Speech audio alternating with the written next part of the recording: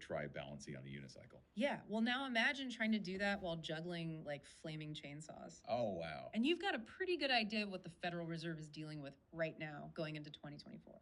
It is all about finding that sweet spot, right? Mm-hmm. Trying to find that Goldilocks economy everyone's always talking about. Right. Not too much inflation. Right. Not too much unemployment, just right.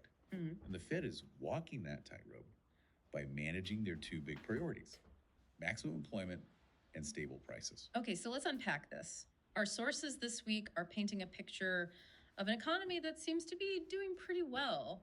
I mean, it sounds like we're already in that Goldilocks zone, right? On the surface, you would think so. Okay. We've got inflation, as we've talked about, sitting at 2.5%, which is a significant drop from that 8% peak we saw earlier. Right. And unemployment, that's currently at 3.8%, which is, again, historically quite low. Right.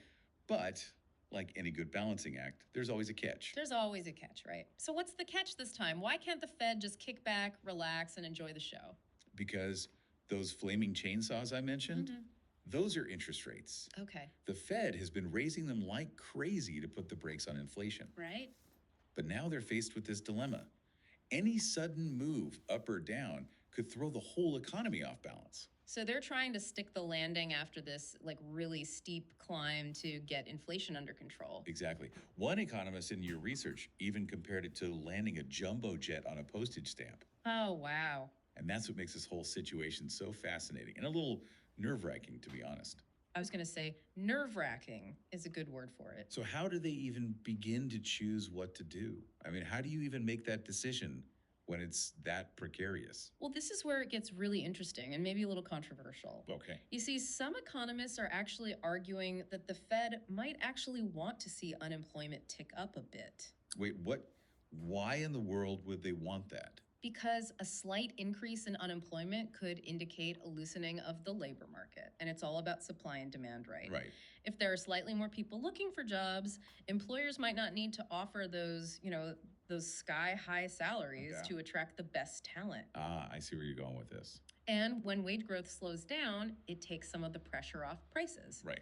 Which in turn helps keep inflation in check. So you can see how this is all interconnected. Okay, so it's like a delicate dance. They're trying to choreograph this whole thing, interest rates, inflation, unemployment, all while keeping the economy moving in the right direction.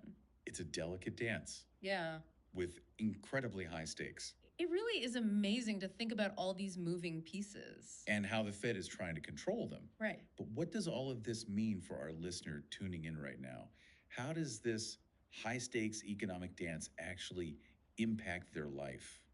That's the million-dollar question, isn't it? Right. Because it's easy to feel disconnected from all this economic jargon. Right. But the reality is the Fed's decisions have a ripple effect on all of us, whether we realize it or not. Okay. Take interest rates, for example. Oh. When the Fed raises those rates, it directly impacts things like mortgage rates, Right. car loans, things like that. So if someone's thinking about buying a house right now or buying a car, They should be paying close attention to what the Fed is doing.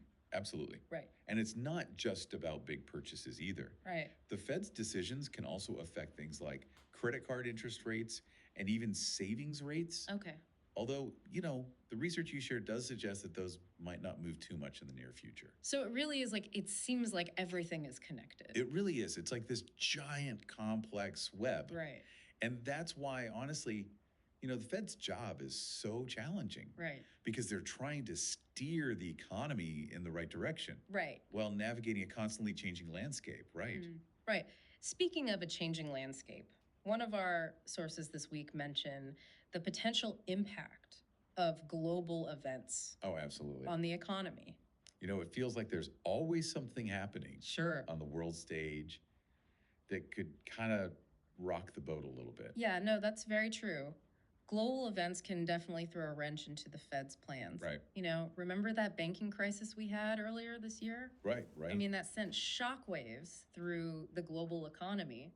And it really forced the Fed to kind of adjust course from what they were doing. Yeah. And then on top of that, you've got things like geopolitical instability. Right. You've got supply chain disruptions. I mean, even the weather can have an impact. Right. All of these factors can really influence the economic outlook. So it's like trying to predict the weather, but on a global scale. And with even higher stakes. Yeah, you're not wrong. And just like meteorologists, economists use a lot of data. Mm-hmm. They use these sophisticated models Right. to try to make predictions about what's going to happen. Right. But there's always a degree of uncertainty. Right. Right? You never know for sure. So there's no magic crystal ball when it comes to the economy. I'm afraid not. Okay. But, that's also what makes economics so interesting. Right. It's a constantly evolving field, and there's always something new to learn. Okay, so we've talked about the Fed's Balancing Act. We've talked about the impact of interest rates. And how these global events can really kind of throw a wrench in things. But for our listener who's maybe like feeling a little overwhelmed by all of this, what's the key takeaway here? I think the biggest takeaway is that we're in uncharted territory. The old economic playbooks don't always apply in today's world. Right. The Fed is trying to steer us towards that Goldilocks zone that we talked about at the top of the show. But there are a lot of obstacles in the way, right? There are a lot of things that could go wrong. So buckle up. It's going to be a bumpy ride. There might be some turbulence ahead, that's for sure. But that's not necessarily a bad thing, right? I mean, uncertainty can also breed opportunity. That's a good point. So for our listener who's now thoroughly up to speed on the Fed, this Balancing Act and how it could potentially impact them. What's that next level of thinking? You're like, what questions should they be asking themselves as they process all this? Imagine, you're actually sitting in the Fed's boardroom, right? Yeah. You've got all the data in front of you. You've got all the expert opinions, and you've got the weight of the economy on your shoulders. Yeah. What's your next move? Do you raise interest rates? Do you lower them? Or do you just kind of hold steady and wait to see what happens? That's the $1 million question. Right. And one that, keeps policymakers up at night, honestly, because it's all about weighing those potential risks and rewards of each decision. Right. Raise rates too high, too fast. You risk tipping the economy into a recession, which nobody wants. Right. But keep them too low for too long. Right. And we might see inflation come roaring back. Right. So it's a tough needle to thread. It's such a tough call. And you know what? To bring it back to our listener, Yeah.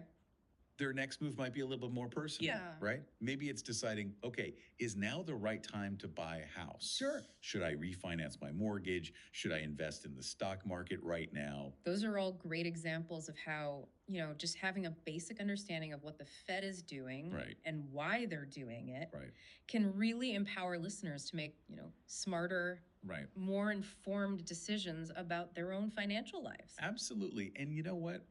We always encourage our listeners to keep digging. If this is something that you found interesting, we've got all the sources that we use for this deep dive down in the show notes.